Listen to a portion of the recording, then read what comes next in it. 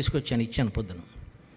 ఈ gold medal ఇస్తానురా, stage మీదకి రండి, ఒక ప్రశ్న అడుగుతాను, సమాధానం చెప్పండి అన్న. ఒక్కడు రాలేదండి. ఎందుకు రాలేదురా అంటే మీరు ఏమడుగుతారో నాకు తెలియదు కదా అన్న. రేపొద్దున మీరు హైదరాబాద్ కానీ బెంగళూరు కానీ విజయవాడ కానీ ఇంటర్వ్యూకి వెళ్ళినప్పుడు వాళ్ళు ఏమడుగుతారో మీకు తెలియదు కదా, మరి ఎందుకు వెళ్తున్నారు అంత కష్టపడి?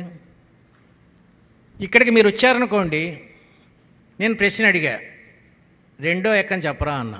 రెండో ఎక్కని చెప్పామనుకో నీకు గోల్డ్ మెడల్ వచ్చేది కదా.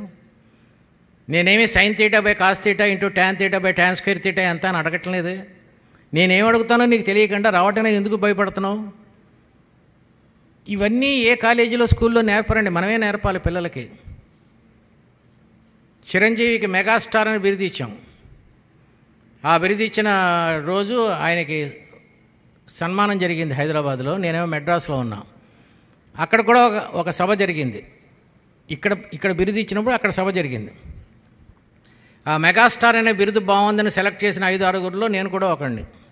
సో మెడ్రాస్లో ఇంకెవడో దొరకలేదు కాబట్టి నన్ను అనౌన్స్ చేయమన్నారు స్టేజ్ మీద. ఆ రోజు ఆగస్టు 22 చిరంజీవి బర్త్డే.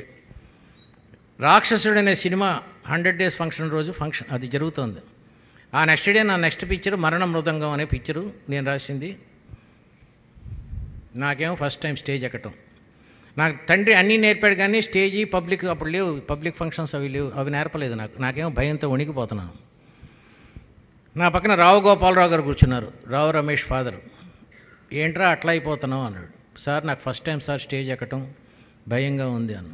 ఒరే నాకు ఫస్ట్ టైం సార్, అనుభవం లేదని పెళ్లి చేసుకోవడం మానేస్తావురా అన్నాడు.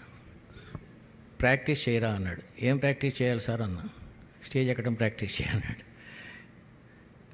వెళ్ళి 2 డైలాగులు చెప్పు, ఈరోజు చిరంజీవి జన్మదినం, ఈ రోజు నుంచి చిరంజీవిని అందరూ మెగాస్టార్ అని పిలవాలి అని చెప్పు. సార్ ప్యాంట్ ఉంది కాబట్టి సరిపోయింది, కాళ్ళు వణికిపోతున్నాయి, నేను మాట్లాడలేను. ఒరే దరిద్రుడా, రాక్షసు